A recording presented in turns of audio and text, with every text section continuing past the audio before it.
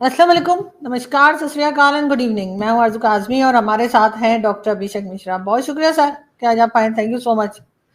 आपको मैंने sir news भेजी थी मार्को रूबियो की। क्या कहेंगे आपके, वो उन्होंने जो एक इजराइल को लेकर स्टेटमेंट दिया है कि इतनी आसानी से ये जो लड़ाई झगड़ा चल रहा है वो खत्म होता दिखाई नहीं दे रहा। जी, अब बात आपकी सही है कि ये इतनी आसानी से ये चीज़ें ख़त्म होंगी नहीं, और उसका रीज़न ये है कि अ, सबको यही मानना है कि भाई जब तक डिप्लोमेटिक वो बातें नहीं होंगी ना, ये बात आगे जाएगी नहीं। हालांकि वो जो आपका आर्टिकल था वो खुल नहीं पाया क्योंकि एनवाई टाइम्स कह रहा है कि उसको सब्सक्राइब करो। तो पॉइंट ये, अगर आप उसको शेयर कर देंगे तो हम लोग और लोग भी देख लेंगे यहाँ पे न्यूज़ को, क्योंकि मैं उसको पढ़ नहीं पा रहा था कि वो बोला क्या है उन्होंने। अच्छा, मैं कोशिश करती हूँ, लेकिन जी। फिर भी सर क्या कहेंगे आपके ये जो कुछ चल रहा है इस वक्त इसराइल को लेकर, उसमें अमेरिका भी डेफिनेटली, अमेरिका का भी शेयर तो होगा। ऐसा तो नहीं कह सकते कि अमेरिका इस मामले में नहीं है और बस गल्फ कंट्रीज बैठी हैं और साथ ही इसराइल के ऊपर बात हो रही है। मैं कोशिश करती हूँ कि मैं वो आर्टिकल शेयर कर पाऊँ। जी, वो मैंने खोल दिया, आप चाहें तो मैं शेयर कर सकता हूँ। हाँ, मुझे आप लॉगिन कर दीजिए, मुझे, मैं जरा इसमें अनाड़ी हूँ थोड़ा। हाँ। ये दीजिए, मैं इसको स्क्रीन पे ला देता हूँ ताकि आपके दर्शक भी इसको देख सकें। जी। हम्म। So, cast doubt on the chances of negotiating the surrender of the Palestinian military group Hamas, saying during the visit to Israel on Monday that a diplomatic deal to end the war in Gaza might not be possible. So, it's a green signal. Continue with what's happening in Gaza. तो वो भी give up करने को तैयार नहीं है। आप जिसको कहिए जो वो है किडनैप लोग हैं, उनको अगर वो गिव अप कर दें तो शायद चीज़ें आसान हो जाएंगी। दोनों पार्टी उधर से एडमेंट है और दोनों एक दूसरे को आई डोंट नो, मतलब एनाइलेट करना चाहती हैं या क्या करना चाहती है, मुझे पता नहीं है। टू स्टेट एक विजिबल और वायबल सोल्यूशन है। जब तक टू स्टेट की ओर पैलेस्टीनियन माइंडसेट नहीं जाएगा या अरबिक माइंडसेट नहीं जाएगा, या लोग उनकी बात को नहीं सुनेंगे, मोहम्मद बिन सलमान साहब को, इसका कोई वो नहीं है। भाई कितने हो गए, Oslo accord, camp David accord, उसके बाद अब्राहम अकॉर्ड, कब से चल रहा है ये? 1950 से चल रहा है आरजू जी। और 1950 के पहले क्रूसेड हो गए, वॉर हो गए, आज से नहीं चल रहा। तो ये एमबीएस को सुन क्यों नहीं रहे सर? आपने कल भी बात की थी, हमने एमबीएस के बारे में भी बताया था, जो मोहम्मद बिन सलमान है, तो वो एक सही तरीके से बात को बता रहे हैं कि कैसे सॉल्व हो सकता है। तो आखिर ये बाकी कंट्रीज जो गल्फ कंट्रीज हैं उनकी सुन क्यों नहीं रही? नहीं, देखिए, बहुत से लोगों के इंटरेस्ट है कि ये वॉर कंटिन्यू होता रहे ना। ऐसा नहीं है कि हम्म। लोग चाहते हैं वाकई में वॉर रुक जाए। तो और ये भी तो है कि मोहम्मद बिन सलमान साहब जब तक सब अरबिक पॉपुलेशन को एक अम्ब्रेला के अंदर नहीं ला सकते तब तक कुछ संभव है नहीं। अभी उनकी एब्सोल्यूट पावर हुई नहीं। हालांकि अमेरिका ने आकर के, ट्रंप ने और वो अरब स्टेट्स ने सिक्योरिटी पैक्ट तो साइन किया ना, कि इनकी गवर्नमेंट की सिक्योरिटी का जो डिपार्टमेंट है वो वापस में, मतलब basically American are securing that. तो बॉटम लाइन ये है कि इतना आसानी से ये होगा नहीं, क्योंकि सऊदी अरेबिया ने, अरे कतर ने, या आप यमन ने और इन लोगों ने एक तरीका है इनके देखने का, और वो पॉपुलर तरीका है। वो बच्चा जब पैदा होता है तो वो उस तरीके को इनहेरिट कर लेता है। जब तक वो तरीका नहीं जाएगा, ये नफरत नहीं जाएगी। ये नफरत डॉक्ट्रिनल है बाबा, इसको मैं बोल बोल के थक गया हूँ। तो अब आप इस पे क्या चाहती है? अमेरिका क्या कर लेगा? मैं, भाई ट्रम्प साहब तो आए ही थे इस पहले वाले इलेक्शन में। तो वो सर, वो पीस प्राइज जो लेना चाह रहे हैं, नोबेल पीस प्राइज जो लेना चाह रहे हैं, उसमें तो ये बहुत बड़ा उनका एक कंट्रीब्यूशन हो जाएगा। अगर वो ये वॉर रुकवा देते हैं तो बहुत बड़ी बात हो जाएगी। हिंदुस्तान पाकिस्तान तो वैसे भी सर थोड़ा ज्यादा लंबे हम वैसे भी नहीं लड़ते, हम तो 2-4 दिन में वैसे ही बैठ जाते हैं। परपेचुअल पीस तो नहीं हो। देखिए, पीस होना एक अलग सी बात है। हम्म। परपेचुअल पीस तो वो इट्स वेरी क्लियर कि वो डॉक्ट्रिनल रिविजिट से होगा। जब तक लोग मानवता की ओर नहीं जाएंगे वो कॉन्सेप्ट नहीं होगा। मार्को रूबियो साहब हों या ट्रम्प साहब हों या इसके बाद बाइडेन साहब भी आ जाए। बाइडेन साहब थे तो कौन सा उन्होंने रोक दिया था इजराइल को, बल्कि इजराइल तो उस समय ज्यादा आक्रामक था जब बाइडेन साहब आए थे। और ट्रम्प साहब का तो एक नया ही शगुफा है, वो तो कह रहे हैं पूरा गाजा हम टेक ओवर कर लेंगे और वहां पे बिग ब्यूटीफुल मॉल्स और वो बनाएंगे। उनका अलग ही कॉन्सेप्ट चल रहा है। और ये सोचिए ना, पैलेस्टीनियंस के साथ तो उनके अरब स्टेट्स नहीं देख रहे हैं, कोई लोग चाह रहे हैं कि वो मारे जाएं, क्योंकि इजिप्ट ने साउथ में अपना भैया बॉर्डर क्लोज कर रखा है कि हम नहीं आने देंगे। अगर इतने सीरियंस को यूरोपियन ले सकता है तो इन गाजा के पैलेस्टीनियंस को क्यों नहीं ले रहे अरब स्टेट? वो एक सिंगल लेने को नहीं तैयार है उनमें से, ना कोई उनकी मदद करने को तैयार है। ईरान मदद कर रहा है उनकी। तो पॉइंट मेरे ये कहने का है कि अरब स्टेट खुद इस समय डिवाइडेड है भाई। ये भले अरब इस्लामिक समिट जो हुआ है इसके अगेंस्ट में एक शो ऑफ स्ट्रेंथ होगा, मगर होगा क्या इससे? कुछ नहीं होगा, क्योंकि चाहे आप 500 मुस्लिम स्टेट बुला लें, majority of the Islamic state तो वीक है भाई। ये अरब ये 57 में से 26 तो अरब कंट्रीज है, बाकी जो 10-15 वो अपने आप को सेक्युलर मानती है, वो तो अरब इस्लामिक मानती भी नहीं। उनका एक वेल ओवरवेलमिंग पॉपुलेशन वाले मुसलमान हो सकती है, मगर वो पैलेस्टीन की लड़ाई तो लड़ने नहीं आएंगी। तो वो क्या इसका समिट से क्या निकलेगा भाई? वो इजराइल और यहूदियों को गाली दे सकते हैं, इससे ज्यादा तो कुछ निकलना नहीं है इससे। कि क्या ये सोच रहे हैं कि नेटो टाइप का अलायंस हो जाए? मैं तो पूछ रहा हूं ना, ये सारे जो OIC है वो नेटो टाइप में क्यों नहीं कन्वर्ट हो जाती है? वो भी एक आर्म फोर्सेस बना ले अलायंस, जैसे नेटो का आर्टिकल 5 है कि किसी एक सर बात की जा रही है, मैंने कहीं स्टेटमेंट सुना था, कह रहे हैं इनको भी बनाना चाहिए ये अरब कंट्रीज को और इस्लामिक कंट्रीज को अपनी अपनी एक अलग से एक सिक्योरिटी फोर्स अपनी बनानी चाहिए ताकि ये फिर इजराइल से निपट सके, ऐसा बोला गया है। आप ये सोचे ना, मोहम्मद बिन सलमान साहब ने तो एक बनाया भी था ना अरब फोर्स करके, जिसके आपके राहिल शरीफ वो बने थे सिपह सलार। क्या हुआ उस फोर्स का? कहां गई वो फोर्स? नेटो अगर क्रॉस अटलांटिक या नॉर्थ अटलांटिक जो एक देश साथ आ सकते हैं, यूरोप, अमेरिका, कनाडा साथ आ सकता है और तुर्की को ले सकते। तुर्की बैठा हुआ है नेटो में यार, आप तो हद हो गई। तुर्की नेटो में बैठा है और तुर्की जो है वो अरब समिट में भी पार्ट बन रहा है। तुर्की को आप क्या मानेंगे? इस्लामिक मानेंगे? तुर्की का कॉन्स्टिट्यूशन कहता है कि हम सेक्युलर है। उनके यहाँ पे 50% पे पॉपुलेशन डिवाइडेड है, 50% टर्किश मानते हैं हम सेक्युलर है, 50% हम इस्लामिक हैं। तो पॉइंट इतना आसान नहीं, कुछ नहीं होगा ये शो ऑफ स्ट्रेंथ से। ये नेटो की तरह नहीं लड़ सकते, ये बात आप मान के चलिए। और ना ही अगर मान लीजिए नेटो की तरह आर्म फोर्सेस बना भी ले आरजू जी, तो हथियार कहां से लाइएगा? हथियार नेटो, मतलब नेटो लड़ेगा किससे? इजराइल से। इजराइल का वेपन कौन देता है और या सपोर्ट में कौन है? अमेरिका। तो क्या अमेरिका अपने हथियार देगा OIC को या ये इस्लामिक? सर अमेरिका को अपने हथियार बेचने, उसे जो पैसा देगा वो उसको दे देगा। नहीं, ऐसा कहां आपने सुना कि अमेरिका हर किसी को बेच देता है? नहीं बेचता अमेरिका को। अमेरिका कंडीशन लगा देता है कि जैसे आपको जब हथियार बेचे गए थे कंडीशन लगा दिया था कि डेमोक्रेटिक कंट्री के अलावा आप किसी के अगेंस्ट में यूज नहीं कर पाएंगे, और उनके जो हथियार आते हैं उसके सॉफ्टवेयर के सारे कंट्रोल उनके पास होते हैं। उन्होंने अगर जैम कर दिया तो आपकी हवाई जहाज उड़ेगी भी नहीं। बॉटम लाइन तो ना क्यों डरा रहे हैं सर? पहले ही मोदी जी कह रहे हैं ऑपरेशन सिंदूर 2 करना है और ऊपर से आप कह रहे हैं उन्होंने हमारा सॉफ्टवेयर कर दिया था, हमारे जहाज उड़ेंगे नहीं। लेकिन जहाज तो हमने चाइना से लिए, हमने तो अमेरिका से जहाज लिए ही नहीं। अब वो भी नहीं उड़ेंगे, वो सॉफ्टवेयर की वजह से नहीं उड़ेंगे, वो चाइनीज इसलिए नहीं उड़ेंगे। आगे फुल चाइना उड़ उन्हें जहाज उड़ कुछ नहीं होगा वहां, समझ नहीं ना आप? तो दोनों ही नहीं उड़ेंगे, एक अमेरिकन उड़ने नहीं देंगे, चाइनीज। आपका मतलब हमारी फूंके काम नहीं आने वाली? नहीं। अब फूंक से उतना थ्रस्ट आ जाएगा, थोड़ा बहुत ऊपर लाके फिर नीचे आ जाएगा, क्योंकि भैया फूंक आप लोग का थोड़ा सा काम करेगा। बॉटम लाइन ये है कि देखिए वो आप खुद सोचिए कि आप बना तो लो एक बार, चलो मैं मान लिया कि 56 इस्लामिक देशों का एक आर्म फोर्स बन गया। कहां से लाएंगे टेक्नोलॉजी? कहां से लाएंगे वेपनरी? कहां से लाएंगे वो काबिलियत? वो नहीं है इन लोगों में। सऊदी अरेबिया की सिक्योरिटी का अभी जब आए थे ट्रम्प साहब, पूरे अरब देशों के साथ सिक्योरिटी पैक्ट साइन हुआ है उनकी गवर्नमेंट को सेव करने के लिए। अमेरिकन गवर्नमेंट्स का पैक्ट, अपनी सेफ्टी अमेरिका से करवा रहे हैं और अपने लोगों से वो फोर्स बनवा लेंगे। यार कहां है आप? और ये बात जान दीजिए, अरबों ने कभी नहीं बहुत ज्यादा युद्ध वुद्ध जीता है। अरबों ने शुरू में कुछ इधर उधर गए थे, वो चले गए थे एक बार स्पेन तक, उसके बाद अरब कभी नहीं जीते हैं। अरबों को ठोक ठाक दिया था ये सेंट्रल एशिया वालों ने। सेंट्रल एशिया वालों ने उनका इस्लाम छीना, वो खुद उनको मारे पीटे, उसके बाद इस्लाम में कन्वर्ट होके उन्हीं के ऊपर चढ़ गए। तो इसलिए अरब भी बहुत डरते हैं। अरब नहीं चाहते कि कोई और उनसे इस्लाम छीन करके और फिर उनका बाप बन जाए।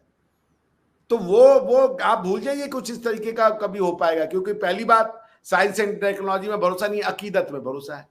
या मान लिया ये हार जाएगा तो ले भाई हार गया, हो गया, बस खत्म बात। मान लीजिए अब वो हार गया तो आप क्या कर सकती हैं। सो बॉटम लाइन मेरे कहने का ये मतलब है कि अनफॉर्चुनेटली और fortunately what ever it you may call it, कि कोई सोल्यूशन नहीं है और ना होगा और ना किसी को ट्राई करना चाहिए। हाँ, एक चीज है, मैं फिर कहता हूं, हर चैनल पे कहूंगा, बार बार कहूंगा, मोहम्मद बिन सलमान, शेख अल नायन जायद, ये लोग सोल्यूशन हैं। इनके रास्ते पे अगर जाया जाए, पैलेस्टीनियंस अगर इनको मान लें, तो I think there is lot in future. भैया दे दो ना, वो किडनैप किए, छोड़ दो यार, अब क्या करना है। हाँ, इतना अरसा हो गया, क्या करना है अब रखकर। बिल्कुल इनको चाहिए कि हमास के लोगों को, कि इन्होंने जिन लोगों को किडनैप कर रखा है उनको छोड़ दें। वो कभी वीडियो रिलीज कर देंगे कि ये है कैप्टिव्स यहाँ पे है, वैसे तो क्या करके मिल रहा है, तो और लोगों के अंदर गुस्सा आ जाता है ना, पूरा क्रिश्चियन वर्ल्ड एक हो जाता है। देखिए क्रिश्चियंस का और यहूदियों का वही संबंध है जो विदेशी बुद्धों का हमारे भारत में हिंदुइज्म से है। हमारा जो बुद्धिस्ट है वो शायद हिंदुइज्म से नफरत करे, लेकिन जो विदेशी बुद्धिस्ट है, चाइनीज बुद्धिस्ट हो गया या जापानीज बुद्धिस्ट हो गया, थाई का बुद्धिस्ट हो गया, वो हिंदुइज्म को अपना पेरेंट समझता है। वो समझता है कि ये इनके लिए बड़ी रेवरेंस है। उसी तरीके से क्रिश्चियनिटी के मन में, हालांकि जुडाइज्म के प्रति एक नफरत भी पाई जाती है, लेकिन जो समझदार हैं वो ये जानते हैं कि क्रिश्चियनिटी जुडाइज्म से निकला हुआ एक धर्म है, इंडिपेंडेंट, उसकी कोई आइडेंटिटी नहीं है, इसीलिए उसको जूडियो क्रिश्चियन वो ट्रेडिशन कहते हैं वो। तो बॉटम लाइन ये है कि they will have a soft corner for juice forever, उसको हटाया नहीं जा सकता। हालांकि एंटीसेमिटिज्म भी बहुत पाया जाता है, लेकिन वो इतनी आसानी से इजराइल का साथ नहीं छोड़ेगा, specially when till Trump is in helm of affairs. बिल्कुल ऐसा ही है, और यकीनन इस तरफ जो है वो लोगों को सोचना चाहिए कि सभी जो है वो एक तरह से चाहते तो हैं कि लड़ाई खत्म हो, लेकिन उसके बाद जो सोल्यूशन दिया जा रहा है खासतौर पे एमबीएस की तरफ से, उस तरफ जाने को तैयारी नहीं है। लेकिन सर एक चीज और हम अगर यहाँ पे डिस्कस कर पाए कि वो करतारपुर कॉरिडोर पाकिस्तान की तरफ से खोल दिया गया है, और गुरु नानक जी की जो है डेथ एनिवर्सरी आ रही है नवंबर में, तो बहुत से सिख यात्री जो हैं वो पाकिस्तान आने को तैयार हैं। आपकी गवर्नमेंट ने मना कर दिया कि नहीं जा सकते, तो सर क्रिकेट खेल रहे हैं और सिख यात्री नहीं आ सक रहे, कुछ मतलब या तो क्रिकेट भी ना खेलते ना, मैं तो बिल्कुल क्रिकेट के हक में भी नहीं हूँ, लेकिन जब क्रिकेट खेल ली तो अब फिर जब रिलीजियस प्लेस पे आने की बात हो रही है तो फिर आने दें लोगों को। क्या लगता है आपको? देखिए, एक तो मुझे समझ में नहीं आता कि सिख धर्म का उत्पत्ति पंजाब से हुआ, तो आप सिखों वो आपका धर्म है भाई। गुरु नानक देव आपके पूर्वज हैं, हमारे थोड़े तो अकेले के पूर्वज हैं। तो मुझे तो पाकिस्तानियों की ये माइंडसेट ही समझ में नहीं आता। वो ऐसे बिहेव करते, वो अरब हैं और ये गुरु नानक देव जी महाराज जो है वो उनके, अरे भाई वो, मैं कह रहा हूं मैं यूपी में पैदा हुआ हूं, लेकिन गुरु नानक देव जी का ही मैं खून हूं, मेरे ही गुरु हैं वो। और आप कह रहे हो जी वो सिखों के हैं, वो सिखों के हैं। आपके पंजाब में पैदा हुए, करतारपुर में उनकी जन्मभूमि है, और आपके जब ने करतारपुर साहब को, अरे पहले आप मत्था टेकिए जा करके, हर पाकिस्तानी को बोलिए वहां जाके मत्था टेके, फिर वो दूसरों के लिए वो करिए। एक पंजाबी बोले ना, एक मुसलमान बोले, पंजाब का मुसलमान एटलीस्ट तो बोले कि मैं मुसलमान भी और सिख भी हूं। अपने ही बाबा दादा को, भगत सिंह को अपना नहीं रहे हो आप, गुरु नानक देव महाराज को नहीं अपना रहे, गुरु गोविंद सिंह जी को नहीं, लेकिन तुर्क हमारे हैं जी। गुरु गोविंद सिंह जी हमारे नहीं है, तुर्क सेंट्रल एशियन हमारे हैं भाई। या अल्लाह, क्या ही मैं करूं, मतलब ये यार बुद्धिमत्ता की एंड है। अगर मैं हिंदू होके कह रहा हूं, मैं सिख भी हूं भाई, मैं गुरु जी से, गुरुबाणी जो है, जो गुरु ग्रंथ साहब है, उससे मैं सीखता हूं, वो मेरे लिए उतनी पूजनीय है जितनी वेद है, जितनी गीता है।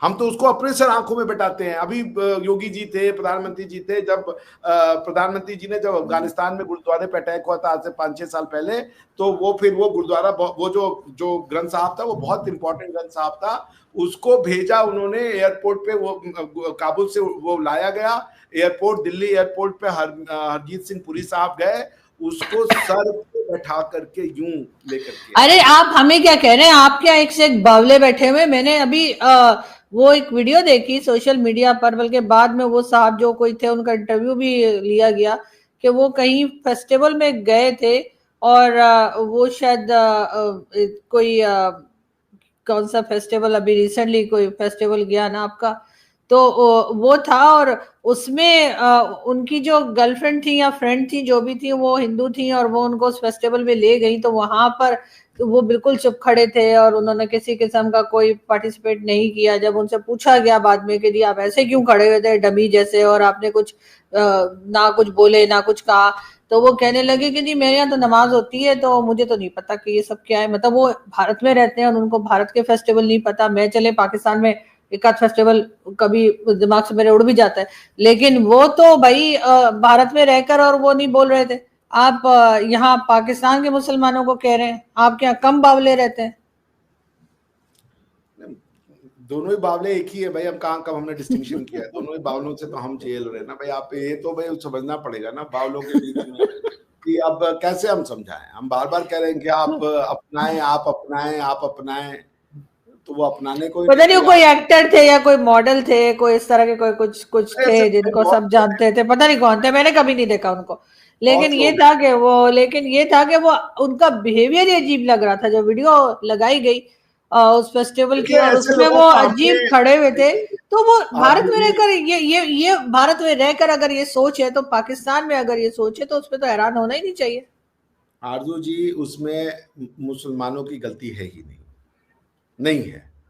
हाँ। उसमें गलती हमारे यहाँ के उस शासन प्रशासन की थी जिसने हिंदुइज्म को गालियां दी, इस्लाम को प्रोटेक्ट किया, उसके लिए झूठी कहानियां बताई, उनको इस भारत के इस्लामाइजेशन को ये कह दिया कि वो पॉलिटिकल पावर की बैटल थी, जो कि सिरे से झूठ है। सारे के सारे राजा कहे कि हम यहाँ इस्लाम की स्थापना करना चाहते हैं, उसको वो कह रहे हैं ये पॉलिटिकल बैटल थी। और इस्लाम में तो पॉलिटिक्स अलग नहीं किया जा सकता, इस्लाम में पॉलिटिक्स इस्लाम का पार्ट है, बल्कि 70-80% इस्लाम पॉलिटिक्स है। तो पॉइंट ये है कि ये जो हमारे लोग थे, हम इनसे कभी, जैसे आपसे 1-to-1 बातचीत हो रही है, वैसी बात हमारी इस्लामिक सोसाइटी से हुई नहीं। उन्होंने भारत को डिवाइड करना शुरू कर दिया था कि ये मुस्लिम यादव कॉम्बिनेशन, तो यादव ब्राह्मण कॉम्बिनेशन, ऐसे करके उन्होंने समाज को जितना तोड़ा है, जितनी वैमनस्यता फैलाई है इस समाज में कि आपको पता नहीं है आरजू जी। भारत अगर बच गया है अभी तक, जो भी यूनिटी बची है वो बची है कि हमारे एंशियंट टाइम में इतनी अंदर गहरी जड़ें सनातनी और वैदिक जो वैदिक आइडियोलॉजी को डाल दिया था कि वो बचा के लेके आया हमें यहाँ तक। वरना इन्होंने कोई कसर नहीं तोड़ी थी। जात के नाम पे डिवाइड करना, भाषा के नाम पे डिवाइड करना, रीजन के नाम पे डिवाइड करना, रंग के नाम पे डिवाइड करना। इन्होंने भारत को बता दिया था कि ये जी यूनियन ऑफ स्टेट है, मतलब कि ये अलग अलग स्टेट से अमेरिका बनाने चले थे ये भारत को। इनको पता ही नहीं था कि हम लोगों के पास भारत की डेफिनेशन हजारों वर्ष है। मगर अब हम अपने मुस्लिम भाई बहनों से बात करेंगे। अब उनको किसी ने भड़काया, तो हम ये कह रहे हैं कि अगर 100 में से 40, 50, 60% भी भाई बहन हमारी बात मान गए, हमारा काम हो जाएगा।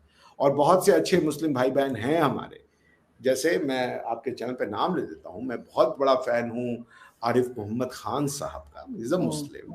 मैं बहुत बड़ा फैन हूं, आप देख लीजिए, रिजवान अहमद साहब का, आपके टीवी चैनल पे, आपके यूट्यूब चैनल पे भी आ चुके हैं वो।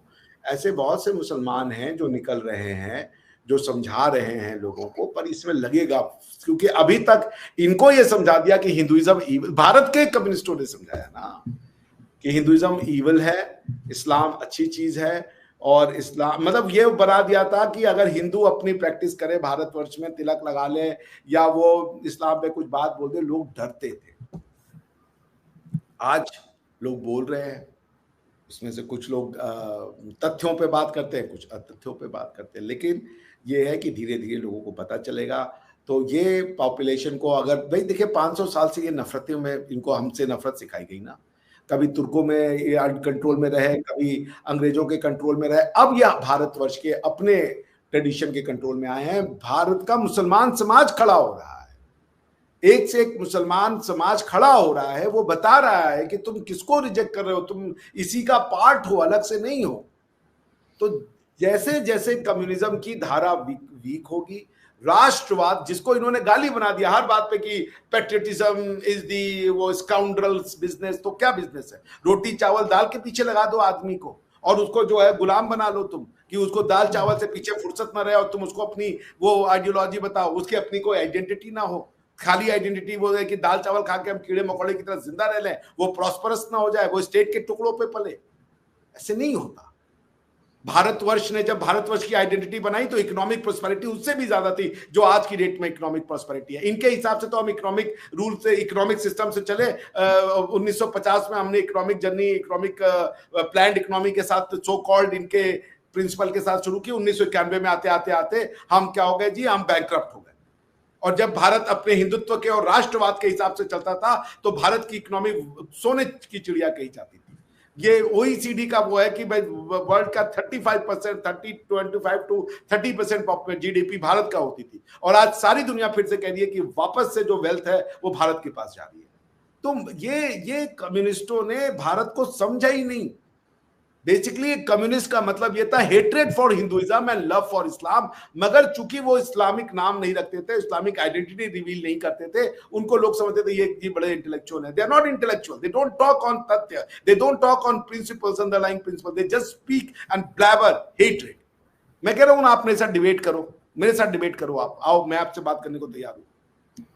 लेकिन जी आप अगर हिंदुइज्म की बात करते हैं तो आप जी बिगेट है, आप जी। अब अच्छा, जब तक बीजेपी हारती रही, कभी आपने सुना था वर्ड अंधभक्त, गोबर भक्त, पागल, मोदी भक्त? सुना था कभी आपने? नहीं, क्योंकि बीजेपी ने कभी डेमोक्रेसी में जनता जनार्दन है, जनता को ईश्वर का रूप मानते हो। अगर तुमने जनता को गाली दी तो तुमने डेमोक्रेसी को गाली दी। तुम जब अंधभक्त कहते हो तो तुम इस थ्योरी में नहीं मानते कि जनता ही भगवान होती है। और तुम आज अपने आप को इतना साड़ा बना रहे हो कि कोई तुम्हारे ओपिनियन से अच्छा नहीं होता तो वो गंध भक्त हो गया, मोदी भक्त हो गया, वो राम भक्त हो गया, वो भक्त हो गया, क्योंकि तुम्हारी बात नहीं आती, तुम्हारे कोई ज्ञान है। सिर्फ नफरतें तुमने फैलाई, डिवाइड तुमने किया है समाज में, लेकिन तुम हारोगे। क्यों? क्योंकि नफरत नहीं सत्य पे बेस होती है, नफरत झूठ पे बेस्ड होती है। और हमारे मुंडको उपनिषद में कहा गया है सत्यमेव जयते। और सत्य क्या है? सत्य कोई स्टेटमेंट नहीं है, कोई फैक्ट नहीं है। सत्य प्यार है, प्रेम है, दया है, करुणा है, भाई वो है, वसुधैव कुटुंबकम सत्य है, हम सब मानव हैं, ये सत्य है। तो मैं इन चीजों से प्रभावित नहीं होता। हमारे मुसलमान भाई बहन, मैं आपको लिख के दे रहा हूं, 20 साल में भारत का 25 से 30% मुसलमान बीजेपी को वोट डालेगा। वो अपने राष्ट्रवादी होने पे गर्व करेगा। और उस 25 से 30% में से 30-35% मतलब उसके अलावा पाकिस्तान में भी पाए जाएंगे जो कहेंगे कि नहीं, हम हैं हिंदुस्तानी। और होली भी खेली जाएगी, दीपावली भी खेली जाएगी, और वापस से जैसे अबू धाबी में मंदिर बना है, पाकिस्तान में भी बनेगा, आप देखिएगा। बिल्कुल। और आई होप, क्योंकि बीच में एक बार शुरू भी हुआ था, एक मंदिर इस्लामाबाद में बनाना शुरू किया था, फिर रुक गए, हंगामा हो गया, बड़ा लोगों ने उस पर शोर मचाया। लेकिन अगर आपको याद हो तो 2-2.5 साल पहले इस्लामाबाद में एक जगह मंदिर बनाने की कोशिश की गई थी, और उसके बाद जो है लोगों के शोर मचाने पे काम रोक दिया गया, जो नहीं रुकना चाहिए था। लेकिन यकीनन मुझे उम्मीद है कि आप जैसे लोग जो हैं उनकी बातें सुनकर और खुद भी थोड़ा अपने आप को एजुकेट कर कर पाकिस्तान के लोग जो हैं वो उनमें ज़रा टॉलरेंस आएगा, और हम तमाम ही रिलीजन की जो है वो रिस्पेक्ट भी करेंगे और यकीनन हिफाजत भी करेंगे। बहुत शुक्रिया सर कि आपने आज ज्वाइन किया। वैसे इतनी डांट के जो आपने बताया वो आप आराम से भी बता सकते थे, हम लोग सुन लेते हैं, भागते नहीं है। लेकिन इतनी डांट, इतना डांटा आपने आज। हम डंडा लेके बैठेंगे अगली बार से। बहुत शुक्रिया कि आपने ज्वाइन किया, थैंक यू सो मच। और तमाम लोगों का जिन्होंने आज हमें आए और ज्वाइन किया, उनका भी बहुत शुक्रिया, थैंक यू। कल फिर मिलेंगे, थैंक यू।